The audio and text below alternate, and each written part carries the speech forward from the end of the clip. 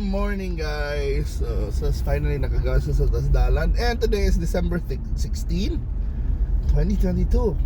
Unsa man ang December 16 guys? For Cebuanos, unsa man na? Actually, it's the anniversary of our friend, the Wrath of Odette. Diba, remember last year, I wake up early pag December 16. Di pa di. Paglahi ko ano to, pagkagabi is December 16. Niabot si Odette. Pag 17 itong grabe. Pero karon siya na start sa simbang gabi. Imagine na ko to sa una na kung just sa the first simbang gabi na yun, pag human Odette came. Odette akong ingana to. So Odette yun. Odette kaya nagag-death to. Odette came. Naging siya friend si Odette, si OJ. So awa ako asawa. So hi there OJ, kung naninaw ka, if you're listening, sana kaintindi ka o Bisaya, hindi ka dayo eh. So by the way, mau to si Odette, grabe ka to si Odette, maldita gini ng mga Odette, no? Ang kailang Odette ba, maldita ba? Iyawan ako ni Bagyong Steffi niya, kasi unsa pala ka maldita siya.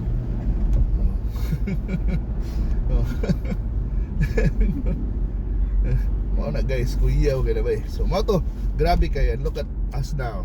We're practically, I don't know, back to normal. I mean, it's been 365 days and we somehow, hopefully, pray yun taghapon na don't celebrate too early, but we can celebrate Christmas this time. There is a Cebu or sa Cebu de Igo, Leyte, Cebu, Bohol, Negros, so wala ba? Manay ko ada to, grabe ng bagyuha, pero karon na strolling na sila in the morning. Okay, nakita mga bata na may plastic na kao. Manood ng mga bata sa eskwela.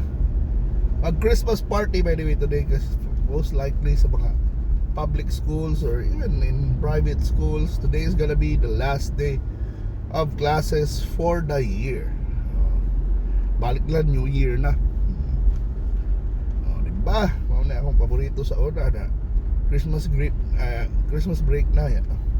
On this day, mga on taglambi, manita-manito, so pa na, changing gift, diba? Taghatag, mag-ampo naman, nami ang makuwas manita-manito, yabad maglagot, yung ano, nakakuwag syakoy lang, or kindi ra iya, yung puhunan 100, yung maragtanaw niya, ang gihatag sa iya, 150 ra. Ano kuha na, maglagot ba yung uban, anak, nagi uban, na say pakyan ang gip-gip, kung saan lang mapunit sa balay. Ano yung landmark, anak to siya. Sudlay ra. Sudlay, mga hatag sudlay at bata mo. Ano mo na ba, pero niya tag memories anak mga sayo-sayo pag Pasko, presentation, di ba? May mga panahon na magtukar-tukar ngayon. Karon tingali grabe tingaron na TikTok generation. TikTok din maayo. TikTok laok. I think it's gonna be fun sa ilang generations. I mean, when our generation, kung kamo, when you had your Christmas parties, I think you had fun. This generation will also have the same kind of fun. Katulad yung last year, mo nag-weird na fun kay or 2 years ago, or last year, nang online rin yung party, saan yung online na party town. Di ba? Karon physical party, ano yung physical distancing. Ano yung mask ng mga bata, mga tao. Pero wala na, kuhaan ba? We come a long way and we have to be thankful anak sa Ginoo na finally, we're back in the game. So parang dapat thankful yun kita, grateful ta. And grateful means anong mapasalamaton. And grateful is spelled as Grateful, dili Greatful. Diba? So muna Nata diri sa SM guys. Wait a minute. So mao na guys, 1 week from now. So next Sunday, it's gonna be Christmas na. Oh, so di ba? Christmas na sa minyo regalo na ko be.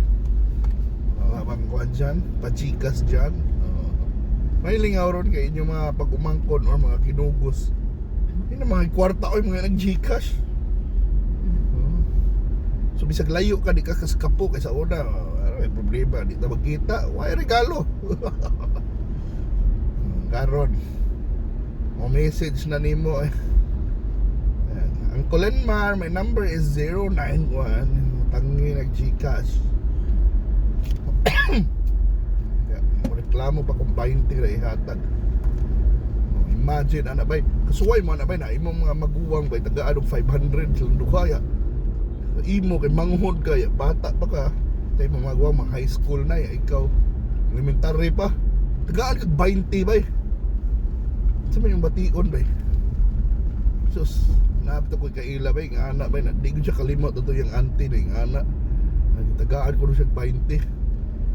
Sapot siya pag ulis ilang bayo hantod karon di siya kalimot pero to katuig dekada na ni agi iyaw kay no. So manang careful gid mo na man ba patas ba ay sad ka nang dako ig disparity.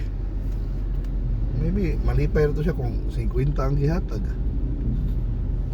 or 5 ka 20. So dito siya kabantay mo siya 5 to ako kapapil ila usara so minangga ko. Manang tiban-an ninyo ha? Na be fair sad sa mga regalo ba? Ay sad kayo pa-obvious ba? Namin gina, pahitabo mo gina. So mana ron, so dugay-dugay na tawa ka drive. So noon, I think may nausabs na ako sa Cebu. The only thing is, you can contrast this with my drive last year. So, di ba? Say now 1 year ago, I mean after Odette, and now now niya, diba? So kontra ang kahoy nanubo nagbalik diba? I'm sure din nakaputol rin na lugar ni kuha na ba di sibol na bagong sibol na di traffic rin kay nalanding daan sa White Gold by isarado nila paita bulabang rin mga tao dire mo sa mga labang mga tao na white traffic light.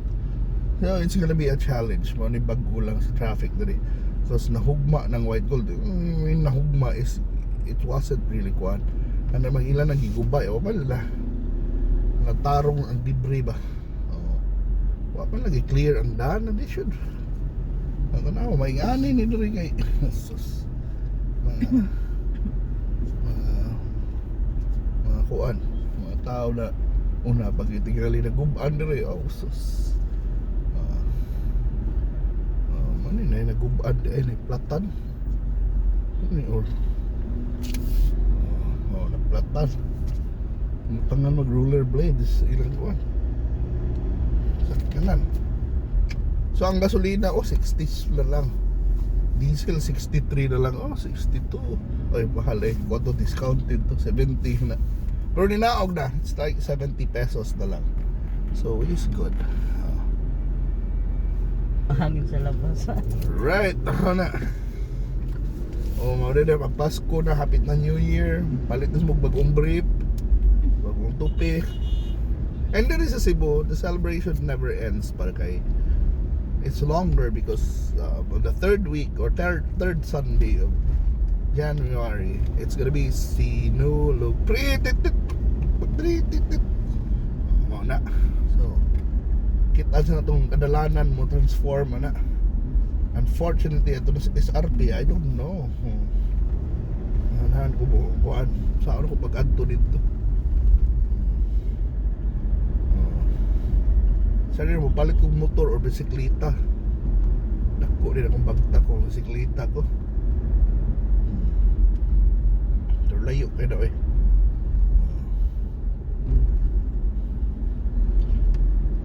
Anyway, mo nini. Dire, traffic has been light today. Pero grabe gahapon, boy. Grabe yung traffic, boy. Kuan kay boy. Super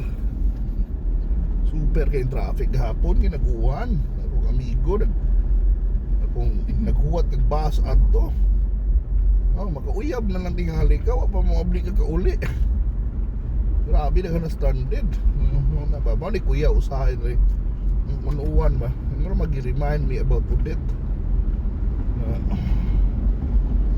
Grabe itong uwan. Naghapon ng traffic. Okay, niabot mo rin.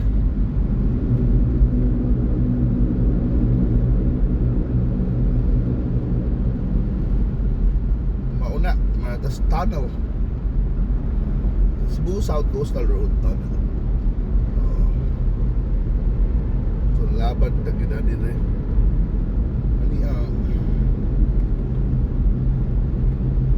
Pretty much money access di mo. And then this is now napit. Unahan na ni mo to the seaside, and it's gonna be the place where sinulog happens. Diha sinulog, bro sis. So mana exciting times ahead in the next month, for the next few weeks there is a Cebu. Hopefully I can cover some events that I can show you para makuha to, so that even if you're abroad, even if you're overseas, you can celebrate with Calamig Cebu, diba? Makapick senior ka with me, diba? Awesome kayo. Man akong gusto may tabo.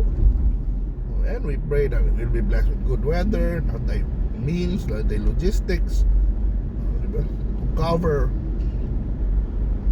all those events.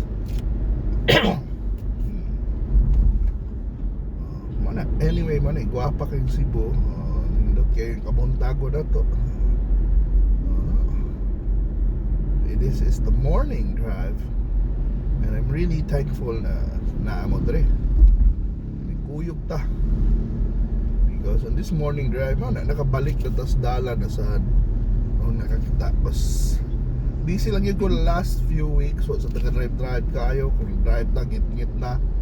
And may memory akong cellphone. So I'm glad na nakita na sa today, my friends. So this drive will end on the SMC side City Cebu. Traffic. Traffic. This Cebu bound passengers. Ay medyo congestion, pero di ba kada grabe, muhinay lang sila mo musaka sa ramp. But all in all, in general, di ba kada kuan, nothing concerning.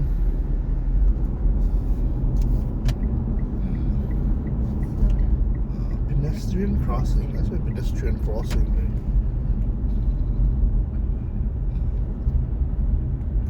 So bye guys, thank you so much for watching, and I hope to see you sa atong mga lag-lag, biyahe-biyahe. Ubad pa. Diba? This is Carlo Olano greeting you. Pit Senor. Merry Christmas, Pit Senor. Happy New Year. And nata. SM nata. So see you guys. Thank you so much for watching. Bye.